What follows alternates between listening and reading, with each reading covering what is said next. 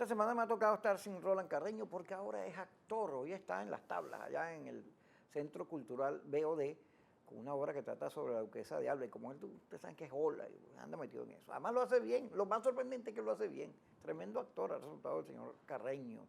Carlos Luna está con nosotros, él, ustedes saben, es parte del elenco de VerTV Noticias, tiene su programa aquí con nosotros, pero bueno, vamos a aprovecharlo, vamos a exprimirlo sobre este tema, la geopolítica. Vamos a hablar de la geopolítica, porque a veces uno dice, bueno, ¿por qué son tan brutos? Porque vienen unos senadores brasileños a investigar, a constatar si todo eso que se dice del gobierno es verdad, que son autoritarios y respetuosos de los derechos humanos. Y a los propios senadores brasileños casi que los linchan. Y entonces la respuesta del Senado fue una condena, pero uno dice, ¿y para qué hacen eso? Viene Felipe González, vienen los expresidentes, cualquiera que venga, entonces, le tiran unos DC para que unos DC, no, SEBIN, para que los, pero vamos a lo mismo. Unas guardias los intimidan, una cosa que lo que hace es precisamente reforzar la idea de que ellos son unos fachos, aunque ellos digan que fachos son los demás. ¿Cómo lo ves tú, Carlos? ¿Por qué hacen eso? ¿Cuál es la idea? Bueno, Kiko, primero que nada, gracias por la invitación una vez más a mi casa, a vertvnoticias.com. Y mira, aquí hay algo podrido en Dinamarca, como diría, porque ¿qué pasa? En Venezuela lo que tenemos en este momento no es una democracia como tal, a nivel internacional no es considerada una democracia, es una autocracia competitiva, lo que nosotros decimos en la academia. Sí, hay una gente que dice que es una dictadura, no es una dictadura, en todo caso es una dictadura de nueva chapa, nuevo estilo. Sí, Pues. es una dicta blanda, por decirlo de alguna manera, que se escuda tras una imagen de democracia electoral, es decir, que cada cierto tiempo vamos a votar, pero el comportamiento en el ejercicio del poder, que es el ejercicio sustantivo de la democracia, no es tal. No es una democracia porque no se respetan, por ejemplo, no se respeta el Estado de Derecho, la Constitución y las leyes, no hay equilibrio de poderes, más bien está total y completamente desequilibrado, está loco el poder concentrado en una persona. Además de eso, no hay un respeto cabal a los derechos humanos, a las libertades ciudadanas. Si bien la democracia es un régimen de mayoría, esa mayoría no tiene derecho tampoco a perseguir a la minoría que piensa distinto. No se respeta a cabalidad la libertad de expresión, información y pensamiento. Y entonces, digamos que también está sostenido este régimen, esta dicta blanda, por un populismo y un personalismo político muy carismático. Pero ese personalismo se murió. Claro. La realidad es que se murió. Y el problema de los regímenes personalistas es la transición, es decir, quién viene después y quién genera la continuidad en el tiempo. Y para más colmo son de izquierda. Es decir, a la izquierda le es más cómoda, y tú y yo lo sabemos, le es más cómoda criticar, le es más cómodo ser oposición. No hay un solo gobierno de esos socialismos del tipo de esto, que es el socialismo real, que haya funcionado. Todos son un desastre. Claro, porque siempre se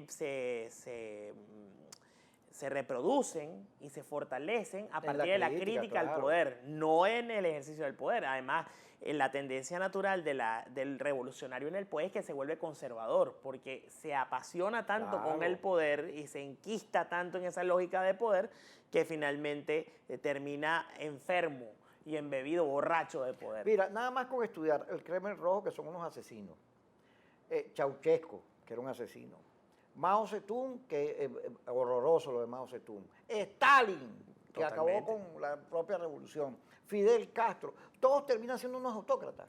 Exactamente. Agarran el poder y es como un amor, pero eso, tú sabes, de novela, no lo dejo ni de broma. Pues. Enfermizo, totalmente enfermizo. Pero entonces, ¿qué es lo que pasa? Eso pasa, además, o se reproduce en países que tienen una debilidad institucional importante. Y eso es lo que fomentó Chávez, porque Chávez vino, hizo un proceso constituyente e hizo que todo el cuerpo político de las instituciones obedecieran a él. Ahora, ¿qué pasa? Países como Brasil, a pesar de que Lula da Silva gobernó Brasil y que sacó a millones de personas de la pobreza con los programas de las bolsas familia, de las bolsas de alimentación y todo este tipo de cosas, la institucionalidad brasilera se ha mantenido mucho más firme. Porque en Venezuela, después que sacamos en la independencia a los reyes españoles, el presidente conservó todos los privilegios de un rey. Y sobre todo porque las figuras independentistas eran primero no eran socialistas del siglo XXI porque en esa época no había eso. Así es. Pero eran republicanos de vieja cuña, pues del tiempo en que Claro. vivieron. Y eran personalistas, Bolívar era un gran personalista, Páez era un gran personalista, Monaga era un loco, bueno. No, pero y, bueno, eso está dentro de nuestro ADN político, pero nosotros vivimos 40 o más de 40 años que con sus bemoles y con sus errores y con sus cosas se trató de constituir una Pero fíjate que institucionalidad. Adecos y Copellano y Caldera, cuando Gordón el Chiripero, no profundizaron la reforma del Estado para acercarnos a los modelos estos europeos que permiten que los gobiernos en las crisis los pueda, con elecciones o con la remoción del primer ministro, pueda oxigenarlo. No hicieron nada porque, como ellos eran usufructuantes del poder, les convenía, y pensaron que eran eternos, como estos también, que les convenía ese presidente lleno de todos los privilegios del poder, pero que al final no tenía nada, porque esa es una premisa que partía que el que tenga el poder es el que lo disfruta, los demás no, y el poder se mueve. Eso es nuestro pecado original, Así vamos a decirlo de un modo bíblico, pero además de eso, entonces hay otros países que sí tienen una institucionalidad más fuerte y es donde nos encontramos con el caso brasilero. Nada más y nada menos que quien presidía esa delegación que vino ayer y que estuvo metida en este escandalazo fue nada más y nada menos que el candidato opositor a Dilma Rousseff, que pierde las elecciones con Dilma Rousseff. Pues por muy poco. Y entonces, ¿qué es lo que pasa? Genera y exacerba una vez más la presión internacional que sigue creyendo la opinión pública internacional que algo grave pasa en Venezuela, que hay algo podrido en Dinamarca y que verdaderamente lo que antes se decía, que Chávez era un demócrata, que era mentira en los factores de la unidad democrática, que eran un saco de gatos internacionalmente, que cada uno decía una cosa, un epíteto distinto. No, y que eran golpistas porque era el 11 de abril, no sé qué cosa y no sé qué cosa. Y ahora nos encontramos con un gobierno que no respeta la libertad de tránsito, que ese avión donde llegaron esos senadores no fue que entró por obra y gracia del Espíritu Santo al espacio aéreo venezolano, no aterrizó en Rampa 4 por obra y gracia del Espíritu Santo, sino que tuvo que haber contado con la anuencia de las autoridades venezolanas, pero se encuentran también con que hay algo que esconder. Y eso no es un hecho fortuito, porque hay que recordar cuando vinieron los expresidentes que estuvieron aquí en un evento internacional, fueron a visitar a Leopoldo López en Ramo Verde y no se les permitió el acceso a Ramo Verde. Punto número 1. Punto número 2. Después viene Tuto Quiroga y viene Andrés Pastrana nuevamente. Tampoco se le permite ver todo lo que es el todo de la realidad nacional. Viene Felipe González, reside, y además una persona con la entidad política. Presidente del Estado español. Por supuesto, y además, después de Adolfo Suárez, el continuador de la... Una de las figuras más emblemáticas de todo el tránsito hacia la democracia. Por supuesto, y socialista. Socialista al estilo europeo. Así es. Pero izquierdista, vamos a decirlo así. Y entonces tampoco se le permite, y además hace una crítica encarnizada al decir, yo hablé con Hugo Chávez, a pesar de que no estábamos de acuerdo, hablé con él 5 horas, y tenía su número directo, pero este señor ni siquiera me recibió. Y ahora le ponemos la guinda al helado con el señor Maduro, sin permitirle ni siquiera que suban a Caracas los senadores brasileños. ¿Cómo fíjate, metía de pata. Luego va Diosdado, se va para Brasil y termina reunido con Shannon en Haití. En una cosa, a mi juicio Diosdado no le va mal, porque él ataca eso que le iban a poner los ganchos apenas saliera, se reúnen con Shannon. Ya se decía que Shannon era el que había pedido su cabeza porque estaba vinculado con narcotráfico.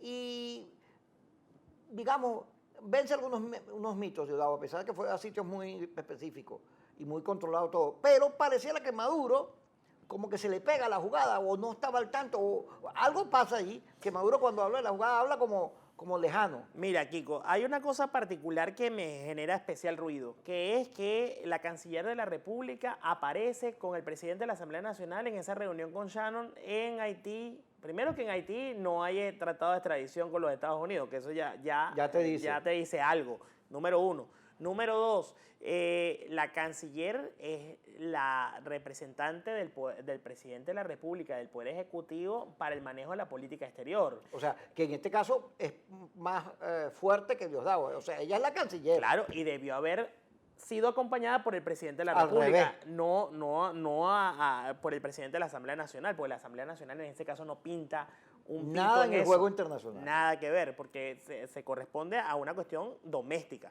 Y además de eso, mira, a pesar de que hemos tenido mucha simetría de información y estamos en el campo de la especulación, podríamos pensar, ¿por qué no? Primero, que es la demostración de que pareciera que el hombre fuerte en Venezuela, dentro del PSV, no es Maduro, a pesar de que es el presidente del PSV y el presidente de la República, sino que el hombre fuerte, reconocido por las partes, es Diosdado Cabello, número uno. Y número dos, ¿será que estamos trabajando en función de una transición donde esa transición pasa por Diosdado Cabello? Eso lo vi yo en Miami, pero a mí eso me parece cuento, porque en Venezuela no hay ninguna transición. María Corina, en el evento de Leopoldo López hace una semana, dijo, comenzó la transición, es mentira.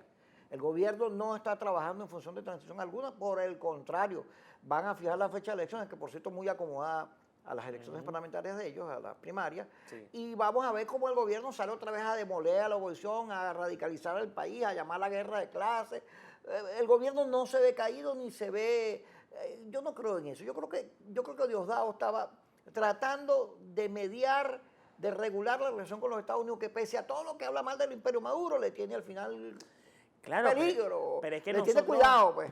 Pero es que nosotros económicamente, querramos o no, que eso es una realidad que nadie puede tapar con el sol con un dedo, dependemos de Estados Unidos, por lo menos en lo que al tema petrolero respecta. Y eso no es una mentira que se pudo haber generado hace 2 días, o una verdad que se generó hace 2 días, sino que históricamente es una relación.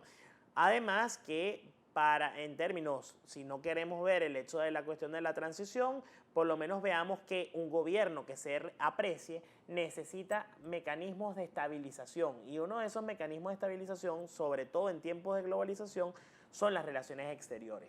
Y más aún con un factor de legitimación como viene a ser la potencia preponderante en el mundo, les guste o no, como es Estados Unidos. ¿Por qué? Porque Estados Unidos también entró al juego nuevamente de su área de influencia natural, como es América Latina, a partir del momento de la Cumbre de las Américas de Panamá, que es cuando ya definitivamente parece que se da cuenta que no solamente existe Medio Oriente, sino que también tiene un problema estructural, un desorden estructural en América Latina y trata de venir a tratar de establecer medianamente orden. Eso deja también sin efecto a la política exterior brasilera. Le baja de tono a la política exterior brasilera. La política exterior brasilera queda un poco descuadrada, además de los problemas internos que tiene Dilma Rousseff, que ya es bien manejado y sabido por nosotros, como son los problemas de popularidad en cuanto a su gestión. Mira, el gobierno, las encuestas lo ponen con la Cumbre de Panamá, son unos punticos porque ellos vendieron la derrota como victoria. Ellos salimos ganando, no pudieron con la patria. Maduro se llevó un doble que puso la cómica allá,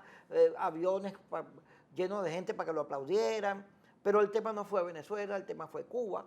Hay una intervención de Daniel Ortega, que ellos mismos la ponen en el Canal 8, donde Daniel Ortega dice que Obama es un cordero de Dios, pues un tipo extraordinario porque está abriendo las relaciones con Cuba. Así es. Y todo lo contrario de lo que ellos piensan, lo ve como un gesto positivo. Y por la vía de que la posibilidad de que Guantánamo deje de ser una cárcel y pase a ser territorio cubano, que es territorio cubano, y una nueva era de relaciones. Pero en el caso venezolano, el propio Daniel Ortega, oye, que no entendemos, hay que buscar, a ver, tú sabes, ahora no la agarren con Venezuela.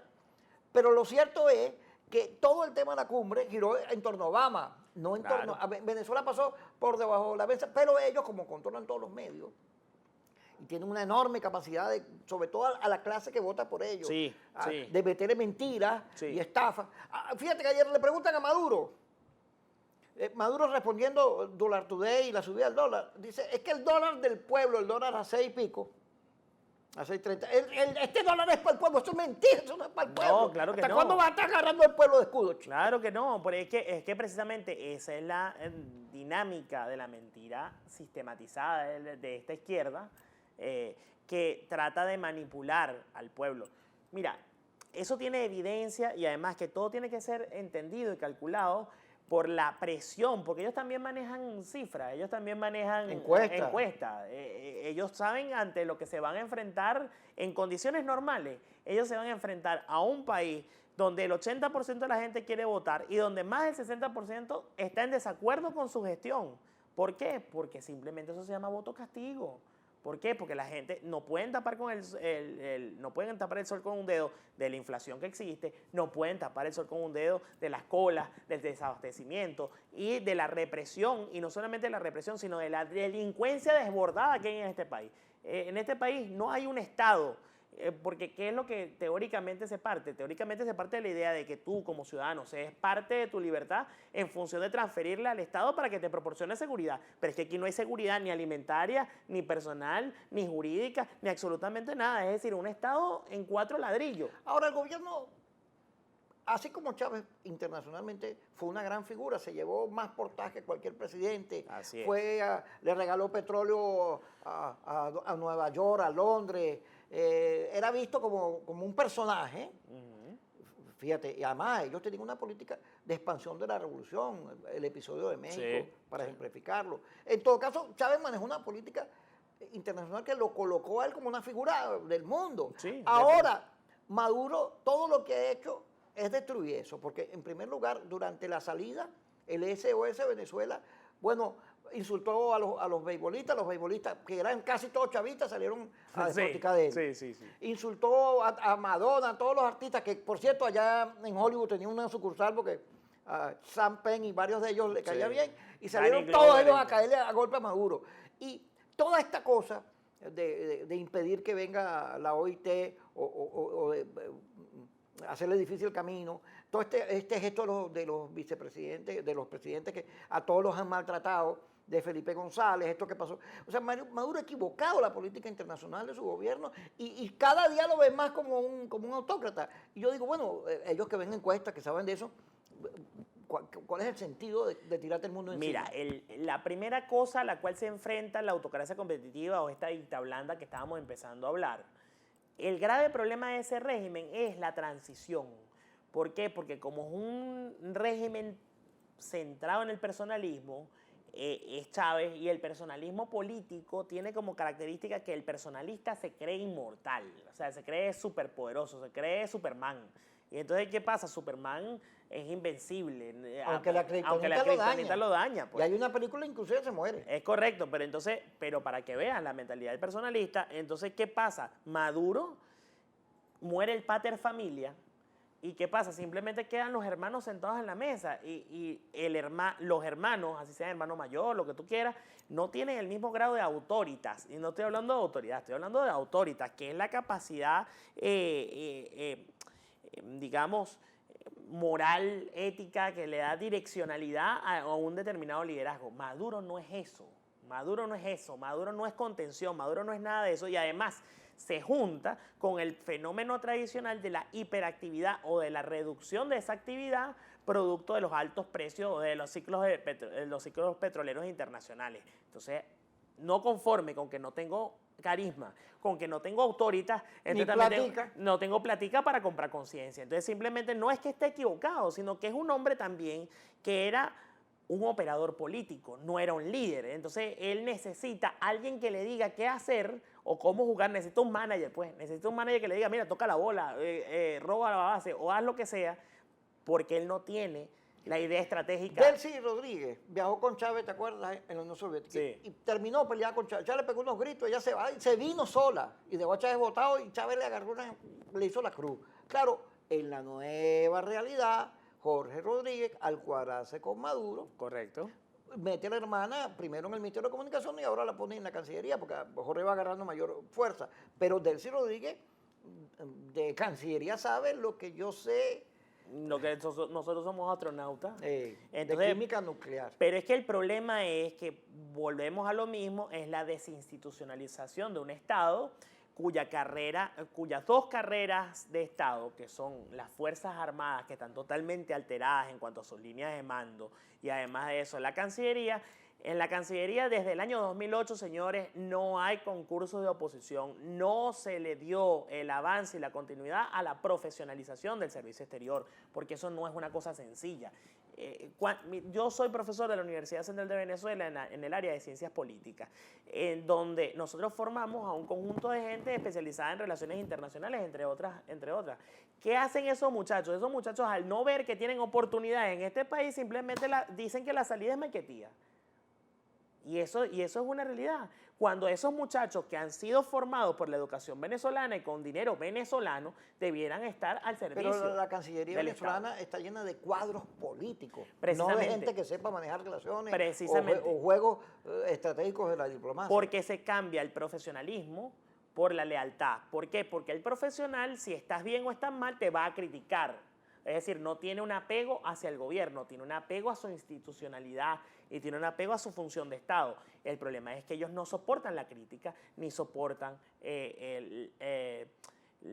las opiniones en contrario, porque la revolución exige gente leal, no Así gente es. pensante. Carlos Luna con nosotros en Ver TV Noticias. Siga con nosotros. Gracias, Carlos, por estar aquí y acompañarnos hoy viernes y le sirva a la gente pues, para analizar las cosas. Muchas gracias, Kiko. Siga con nosotros.